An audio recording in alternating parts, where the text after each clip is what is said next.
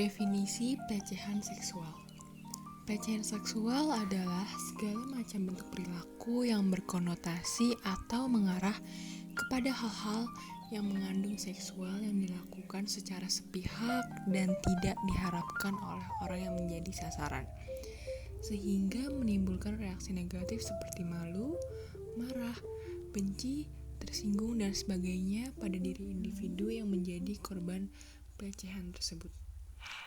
Sementara itu, menurut Collier, dalam bukunya yang berjudul Pelecehan Seksual, Hubungan Dominasi Mayoritas dan Minoritas 1998, mendefinisikan pengertian pelecehan seksual sebagai segala bentuk perilaku bersifat seksual yang tidak diinginkan oleh yang mendapat perlakuan tersebut.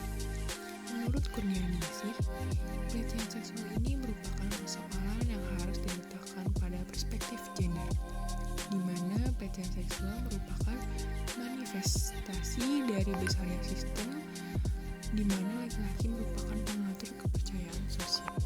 Selanjutnya yaitu macam-macam pelecehan seksual. Yang pertama, pelecehan gender. Pemberian komentar bernada menghina terhadap gender tertentu bisa masuk dalam kategori pelecehan seksual. Misalnya, pelecehan, penghinaan, ataupun merendahkan wanita, baik di mata dunia maupun di media sosial. Yang kedua yaitu perilaku menggoda.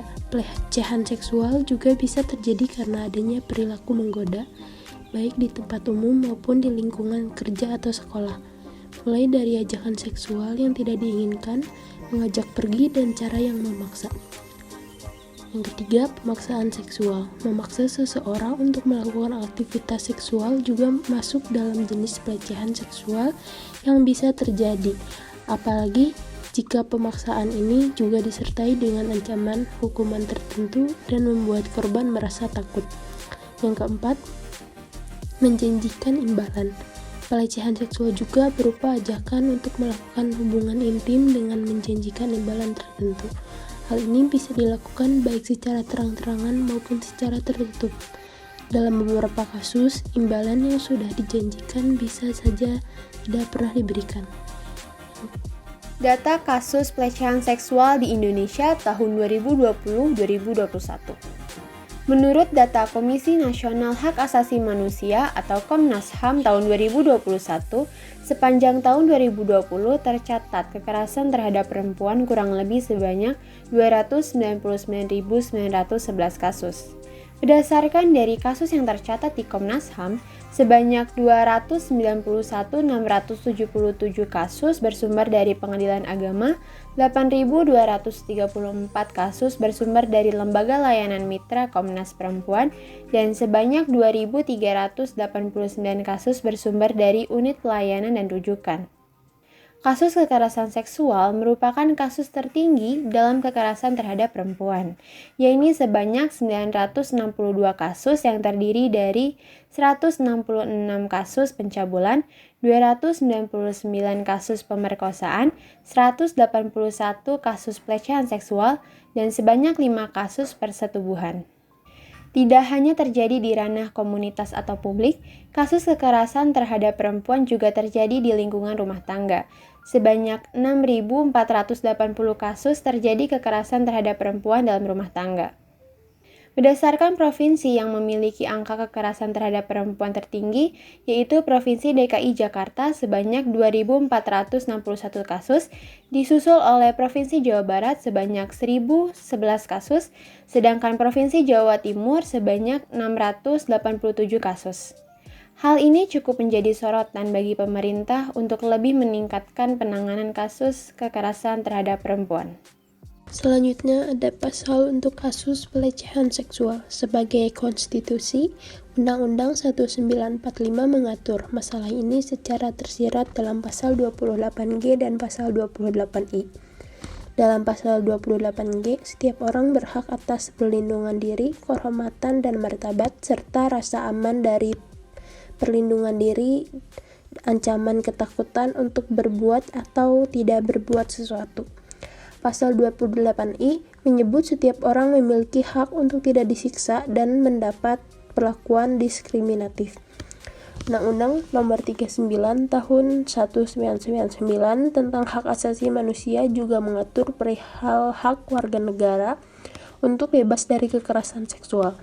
Dalam pasal 4 menyebut adanya hak setiap orang untuk hidup, tidak disiksa, dan tidak diperbudak. Selama ini, penanganan kasus tindak kekerasan seksual mengacu pada Kitab Undang-Undang Hukum Pidana atau KUHP, yaitu Undang-Undang Nomor 23 Tahun 2004 tentang Penghapusan Kekerasan dalam Rumah Tangga atau PKDRT. Undang-Undang Nomor 35 Tahun 2014 tentang perubahan atas Undang-Undang Nomor 23 Tahun 2002 tentang Perlindungan Anak.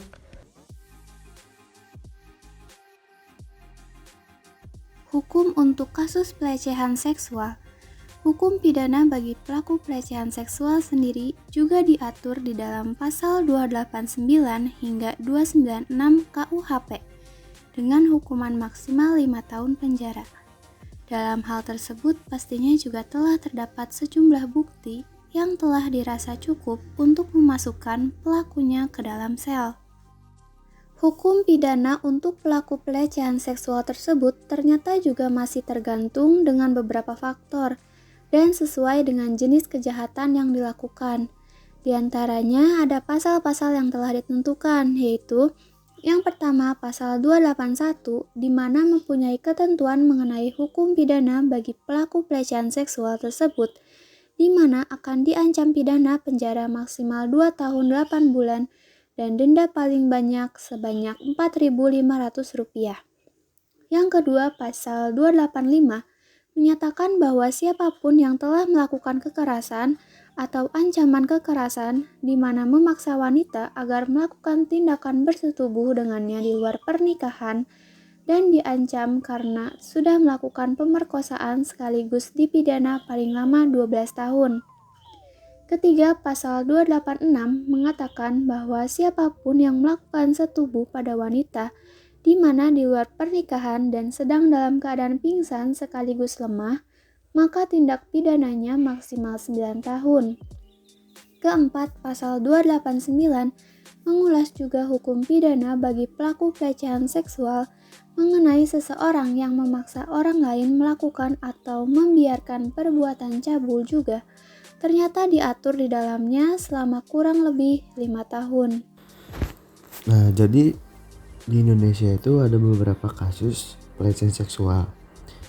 Jadi yang pertama itu ada guru yang mencabuli 21 santri, yaitu dia seorang guru di sebuah pondok pesantren di Bandung yang bernama Heri Wirawan, menjadi terdakwa dalam kasus pelecehan seksual kepada para santrinya. Terus yang kedua itu ada guru ngaji mencabuli di Bekasi. Seorang guru ngaji di Bekasi melakukan pelecehan seksual kepada muridnya yang berusia 12 tahun. Dalam sebuah keterangan, sang pelaku yang berinisial M40 telah tega mencabuli muridnya yang masih berusia 12 tahun. Nah, terus ada pelecehan pegawai KPI. Pelecehan seksual terjadi di lingkungan KPI yang viral pada September 2021. Salah seorang pegawai KPI yang berinisial MS mengaku bahwa dirinya mengalami pelecehan oleh pegawai KPI lainnya sepanjang 2021-2014. Terus selanjutnya ada pelecehan di KRL. Nah, jadi pelecehan seksual terjadi dalam Cumberland Road, Jakarta Cikarang pada Juni 2021. Sang korban melaporkan kejadian tersebut melalui akun Twitter. Terus ada 3 anak diperkosa oleh ayah kandungnya di Luwu Timur. Pada Oktober 2021, kasus pemerkosaan oleh ayah kandung kepada 3 anaknya di Luwu Timur viral di media sosial. Kasus ini diangkat dari sebuah laporan jurnalistik oleh Eko Rusdianto di Project Mutual Tali.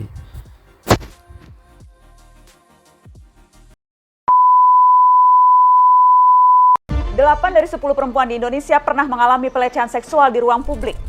Sementara mitos itu berkata pelecehan seksual hanya terjadi pada perempuan yang sedang sendiri, malam hari, di tempat sepi, berbusana mini. Siapa bilang? Data memang menunjukkan sebagian besar tindak pelecehan masih menyasar perempuan.